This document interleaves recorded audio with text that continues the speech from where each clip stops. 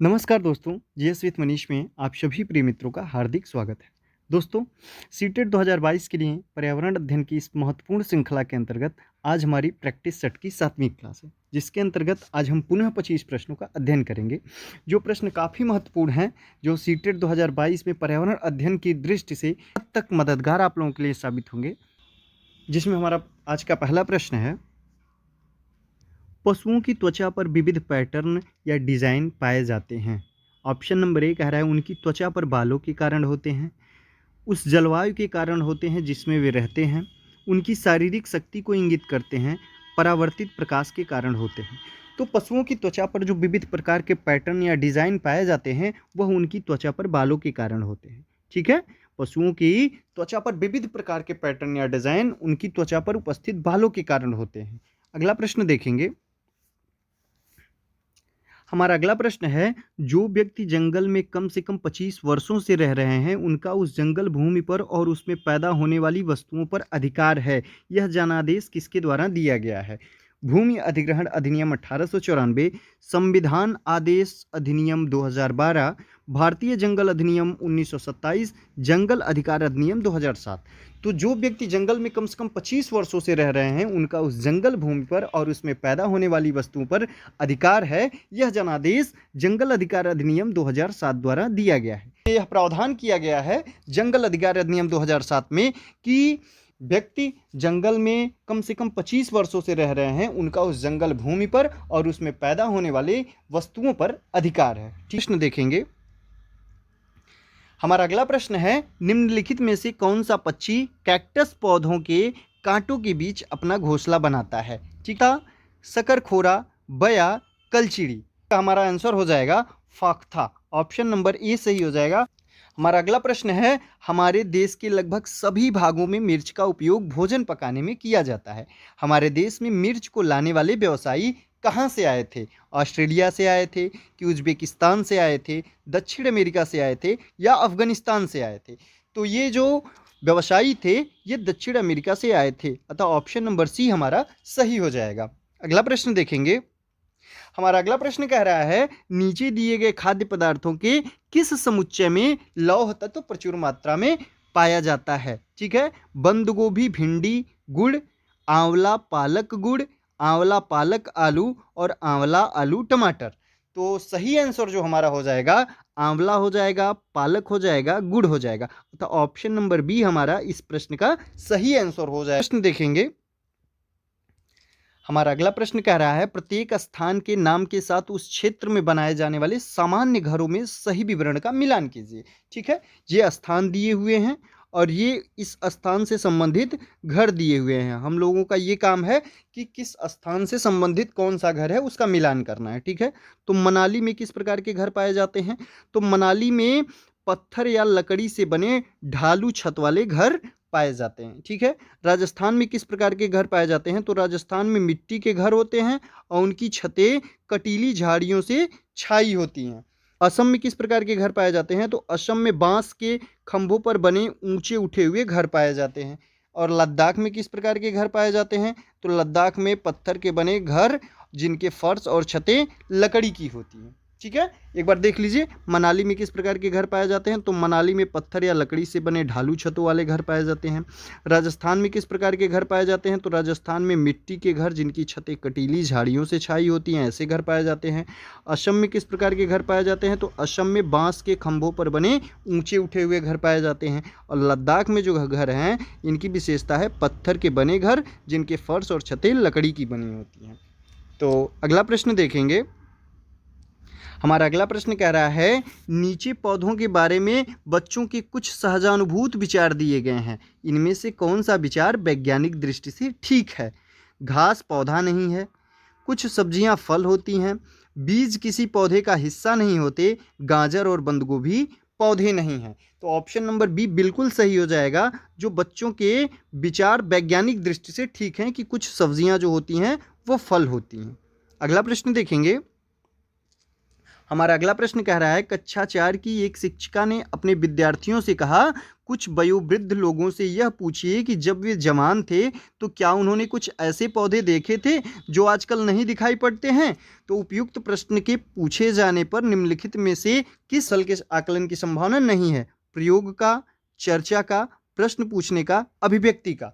तो इसमें से आप पाएंगे कि प्रयोग कौशल के आकलन की संभावना नहीं है, क्योंकि बच्चे और जो से बच्चे प्रश्न पूछेंगे उनमें कोई प्रयोग नहीं हो रहा है। ठीक है, हाँ चर्चा हो रहा है, दोनों आपस में चर्चा करेंगे, प्रश्न बच्चे पूछ रहे हैं, ठीक है, और अभिव्यक्ति जो है वो बुजुर्गों की होगी। तो ये तीनों सही है, लेकिन ये प्रयोग कौशल जो है इसका उपयोग नहीं हो रहा है, अतः ऑप्शन नंबर ए हमारा सही हो जाएगा। अगला प्रश्न देखेंगे।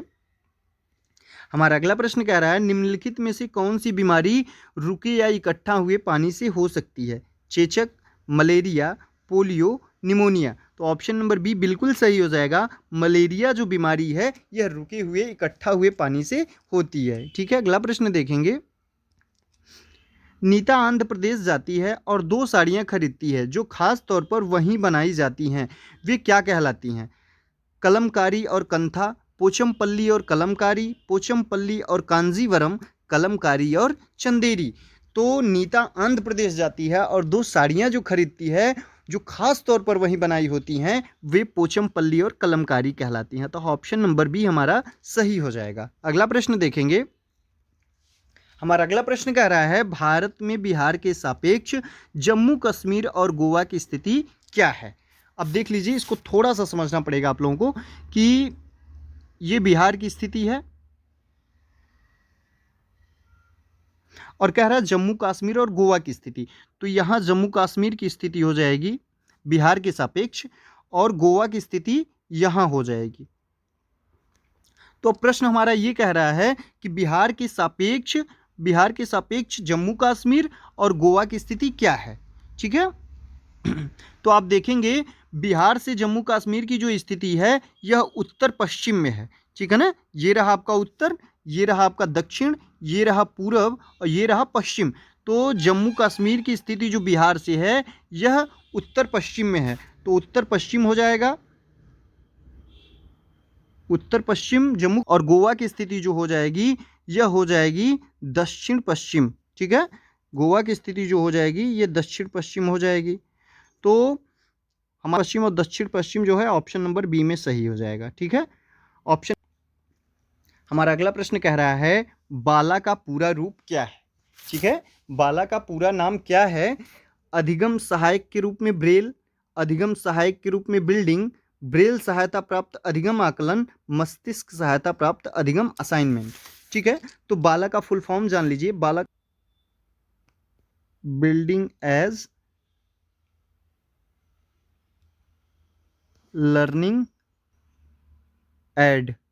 ठीक है, तो बाला का फुल फॉर्म हो जाएगा बिल्डिंग एज लर्निंग एड। ठीक है, मतलब अधिगम सहायक के रूप में बिल्डिंग, अतः ऑप्शन नंबर बी हमारा सही हो जाएगा। अगला प्रश्न देखेंगे। हमारा अगला प्रश्न कह रहा है, पर्यावरण अध्ययन पाठ्यक्रम बच्चों की समग्र शिक्षा का कारण बन सकता है यदि यह है एकीकृत है, समावेशी है, विषयगत है, उपयुक्त सभी। अतः ऑप्शन नंबर डी सही हो जाएगा कि यदि पर्यावरण अध्ययन पाठ्यक्रम एकीकृत है, समावेशी है, विषयगत है तो यह समग्र शिक्षा का कारण बन सकता है। अतः ऑप्शन नंबर डी हमारा सही आंसर हो जाएगा। अगला प्रश्न देखेंगे। हमारा अगला प्रश्न कह रहा है, निम्नलिखित में से कौन सी ईवीएस कक्षा में गतिविधि है। चित्र पढ़ाना, फील्ड भ्रमण, सैंपट का उपयोग, उपयुक्त सभी। ठीक है, तो ईवीएस कक्षा की गतिविधि चित्र पढ़ाना भी है, फील्ड भ्रमण भी है और सैंपट का उपयोग भी है। अतः ऑप्शन नंबर डी हमारा सही हो जाएगा, उपयुक्त सभी ईवीएस कक्षा की गतिविधियां हैं। अगला प्रश्न देखेंगे। अगला प्रश्न कह रहा है, अभय ने अपने छात्रों से उन बीमारियों पर समूह में एक सर्वेक्षण करने के लिए कहा जिनसे उनके पड़ोस के लोग पीड़ित थे। पाठ्यपुस्तक में सर्वेक्षण का उल्लेख नहीं किया गया है। इस शिक्षण अधिगम की रणनीति के लिए कौन सा विकल्प प्रासंगिक नहीं है। इससे बच्चों को वास्तविक जीवन के साथ सीखने में मदद मिलेगी। ये ऑप्शन बिल्कुल सही है।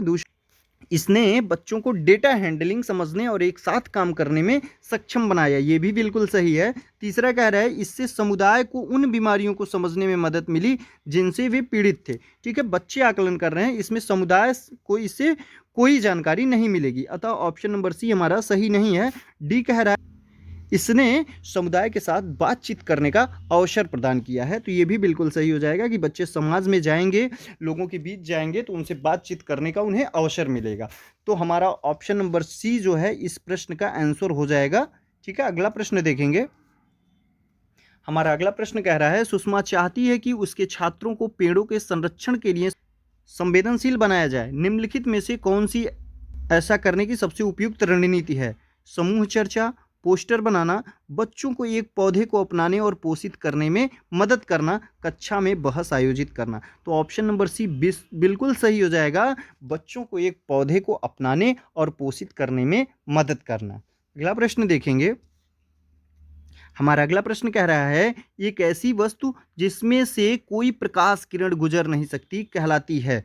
ठीक है, पारभासी, पारदर्शी, उत्तल, अपारदर्शी। तो ऐसी वस्तु जिसमें से कोई प्रकाश किरण गुजर नहीं सकती है वह अपारदर्शी कहलाती है, और पारदर्शी ऐसी वस्तु होती है जिससे कोई भी प्रकाश किरण इस पार से उस पार जा सकती है। ठीक है, गुजर सकती है, अतः ऑप्शन नंबर डी इस प्रश्न का आंसर हो जाएगा। अगला प्रश्न देखेंगे। पर्यावरण अध्ययन में बच्चों को जोड़ने की सबसे प्रभावशाली युक्ति क्या है? शिक्षक द्वारा व्याख्याएं, कक्षा निदर्शन, किस्से कहानियां, पाठ्यपुस्तक का पठन। तो पर्यावरण अध्ययन में बच्चों को जोड़ने का सबसे प्रभावशाली युक्ति किस्से कहानियां सुना के जोड़ना है, अतः ऑप्शन नंबर सी सही हो जाएगा। अगला प्रश्न देखेंगे। हमारा अगला प्रश्न कह रहा है निम्नलिखित में से क्या एक पर्यावरण अध्ययन में ज्ञान की रचना में बहुत ही महत्वपूर्ण है? बच्चों की सक्रिय भागीदारी, बिल्कुल सही है। बच्चों के ज्ञान को शिक्षकों के ज्ञान से जोड़ना, ये कोई ज़रूरी नहीं है।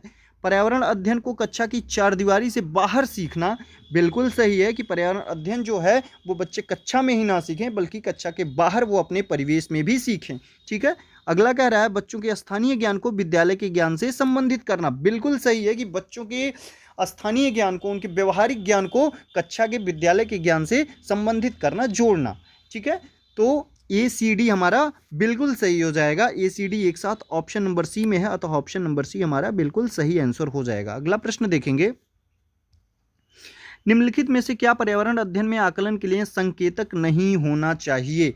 याद करना, प्रश्न पूछना, न्याय और समानता के प्रति सरोकार, सहभागिता। तो यहाँ याद करना पर्यावरण अध्ययन में आकलन के लिए संकेतक नहीं होना चाहिए, याद करने पे हमको जोर नहीं देना है। ठीक है, बाकी और सब पर्यावरण अध्ययन के आकलन के लिए सही है, तो ऑप्शन नंबर ए सही हो जाएगा। अगला प्रश्न देखेंगे।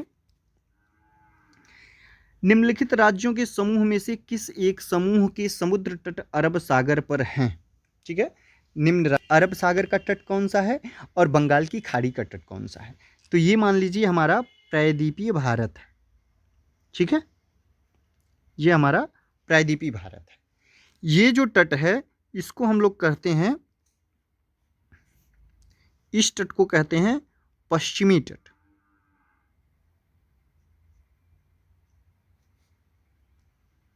और इस तट को कहते हैं पूर्वी तट। इधर बंगाल की खाड़ी है, इधर बंगाल की खाड़ी है, और इधर जो है वह अरब सागर है। तो हमारा प्रश्न ये कह रहा है कि निम्नलिखित में से कौन सा समूह समुद्र तट अरब सागर पर है, मतलब इस तट पे स्थित कौन से राज्य हैं? केरल, कर्नाटक, पश्चिम बंगाल। तो यहाँ पे देखिए पश्चिम बंगाल, केरल कर्नाटक तो इसी तट पे है, लेकिन पश्चिम बंगाल यहाँ पे है, तो ये हमारा ऑप्शन नहीं होगा। दूसरा कह रहा है तमिलनाडु, आंध्र प्रदेश, कर्नाटक। ठीक है, तमिलनाडु, आंध्र प्रदेश, कर्नाटक। तो तमिलनाडु जो है वो इस तट पे है, तो ये भी हमारा ऑप्शन नहीं होगा।